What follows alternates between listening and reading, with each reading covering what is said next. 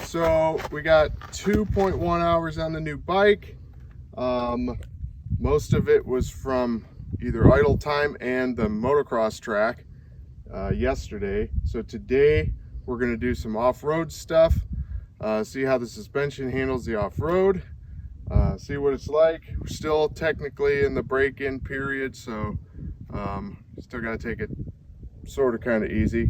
But I'm out here with my buddy Dave from Brap AZ, and hoping it's going to be a great day. It's beautiful weather, and there's plenty of moisture in the ground, so should be a good time. So please like and subscribe. Thanks.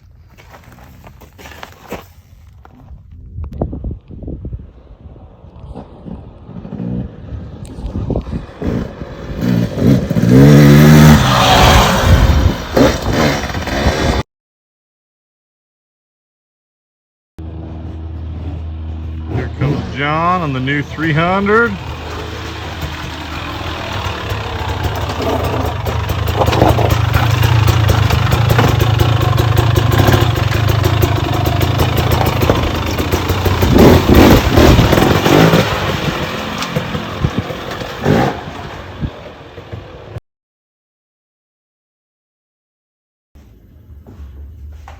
So today, this weekend was the first ride on the KTM, the 2023 KTM 300 XC.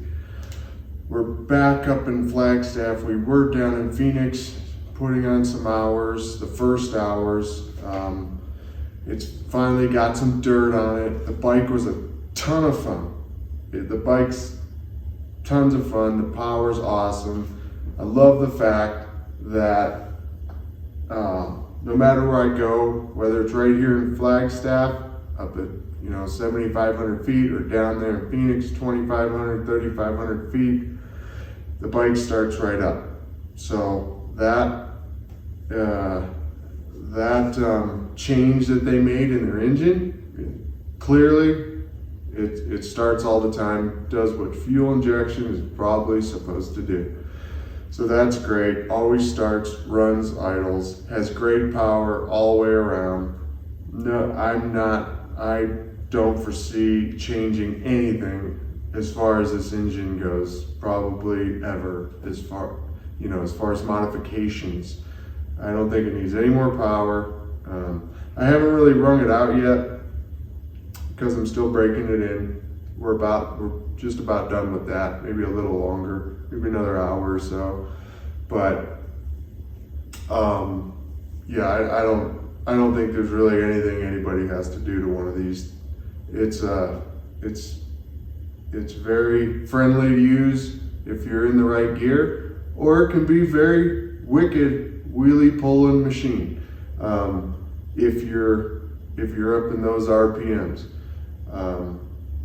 For a 300, it does everything I would ever think a 300 should do for a 210 pound, 6 foot tall, 40-plus-year-old A rider who also races.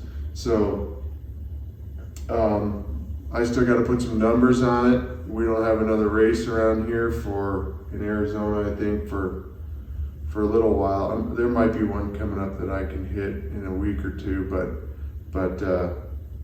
I wasn't planning on racing until January. So the first day was on the motocross track, and that pretty much wore me out. I haven't ridden in about a month or so, and it was a ton of fun on this bike. That was probably about the most fun I've ever had on a motocross track. The suspension, however, was soft for motocross. I was bottoming a lot. Today, the second ride was on more of an enduro style ride, just off-road trails, got into some canyons, some sand, some washes, some tight stuff. And the suspension was probably just about perfect, just needs some adjustments. So it's an XC, not an SX, so that's really what it was built for. So I would say, depending on your weight, there's going to be people that don't have to change anything on the suspension. I I don't know if I'm going to do anything yet with the suspension. I need to put some more time on it still. The only thing that was a little bit off to me is the starter switch. You have to hold it. It's more, you know, it's not that it's hard to push. It's just a little weird. You gotta actually hold the button instead of just a quick tap like the older bike, the 2020. You just have to push a little harder, and it seems like you have to hold it a little bit. I didn't know. I think I did notice a little bit different today with the mapping in the sand. I think I found one that puts out a little more power, but I'll get to that later.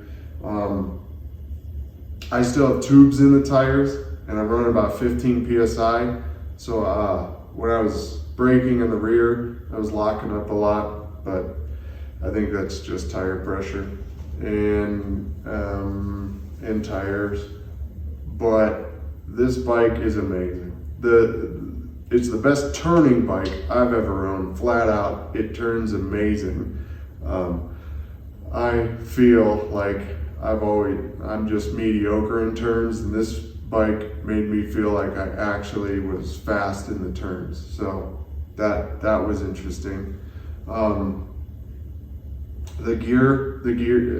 6-speed, the first gear is very low. This 6th gear actually feels pretty tall. I haven't gone down a road with it or anything, but I did get it in 6th today, just to play, and it feels like a tall 6th. The 49 tooth sprocket, probably for my typical racing, would probably just to get me more into the 2nd and 3rd gears, I would probably switch to a 48 in the rear, maybe even a 47. I'm gonna try a 48 because I got a bunch of those laying around. Probably don't need to though. It's probably just fine with the 49 that it came with. Seems to do good on fuel. The airbox is very easily accessible. The seat is awesome actually for me. It doesn't look like it, but it actually grips your pants and body very well. Even though it seems wider, maybe it is, maybe it's not compared to the 2020 anyway. It just feels about perfect. When you're driving your knees in, when you're making your turns, it feels great. For the ride today, I probably should have pulled a little. I think I'm still at 160 pounds in the air fork. I think it'd probably be better at about 150 for the trail. And the clickers, you can turn all your clickers on. Every clicker on this thing, you can turn by hand. So every adjustment on it, whether it's compression, rebound, everything is adjustable by hand. And that's really nice. You really don't need a tool out on the trail, so to speak. So far so good. I did adjust my levers down today. Dave did that for me when we were loading bikes. We noticed a little bit of 2-stroke spooge coming out the exhaust. That's I kind of expected to see that. I'm still running the complete stock exhaust. Everything's totally stock still, besides adjustments. And the bike really handles well. The engine's amazing. Might do something with the suspension, probably not right now, probably just gonna get some more time on the bike. So day 2 today was on the trail, and it proved it's a genuine trails race bike. It's awesome. And it's snowing now here in Flagstaff when we got back, and it's cold, and I don't know when I'm riding it next. Might have to ask Mom for some studded tires there for the snow. So thanks a lot for watching. Don't forget to like and subscribe. I really appreciate it. All right. Thanks. Have a great night.